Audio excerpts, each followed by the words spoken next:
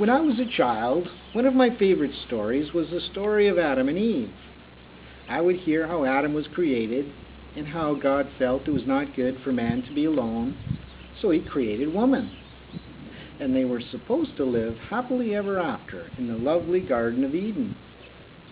Life was perfect in the garden until that fateful day when the fruit of the forbidden tree was eaten. Considering these events took place 35,000 years ago, according to the Urantia Book, the story may not be perfect. But considering the printing press is only a few hundred years old, the Bible has done a tremendous job in bringing the story down as we have it today. Adam and Eve existed all right, but if we use the Urantia Book as our guide, we discover the earth was never a utopian place to live. That's our destiny, not our origin. The Garden of Eden and the Tree of Life were also real, but outside the garden, evolutionary man was in a confused state of spiritual and cultural development. Mankind is not on a downward spiral. Rather, we're on an inward spiral of progressive evolution towards the universal recognition of the spiritual brotherhood of humanity.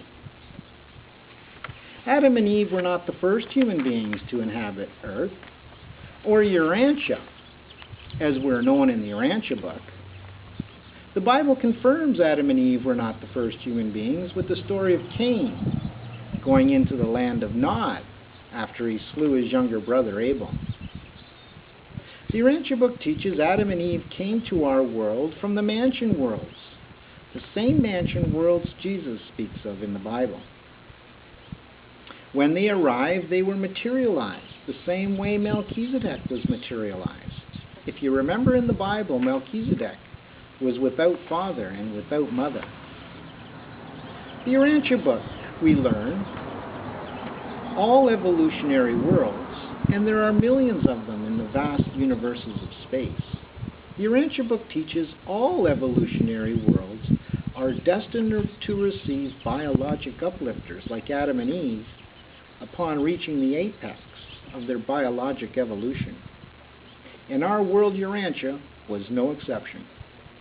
Unfortunately for us, though, our world had a previous history with rebellion prior to the arrival of Adam and Eve.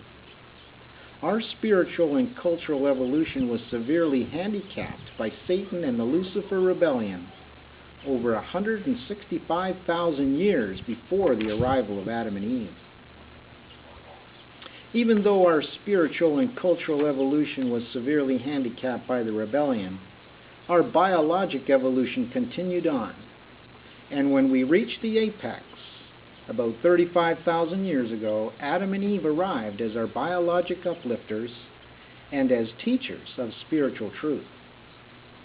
But because Adam and Eve volunteered to inhabit a world whose prior leadership had followed after Satan and his rebellious commander Lucifer, things did not go according to plan for Adam and Eve.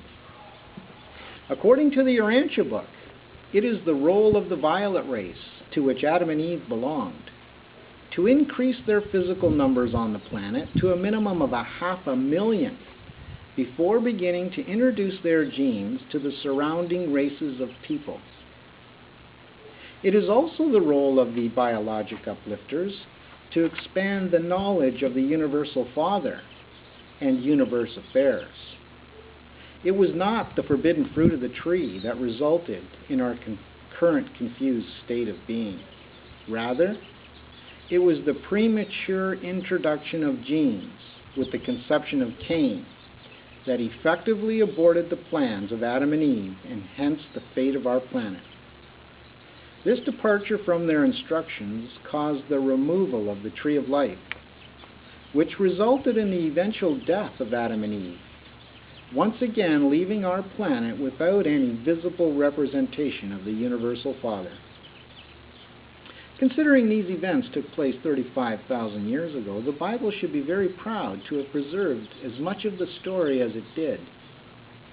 If you would like to learn more about Adam and Eve, the Garden of Eden, the Tree of Life, or the default of Adam and Eve, consider reading papers 73 to 76 in the Urantia Book. Available free at www.freeurantiabooks.org. Bye for now.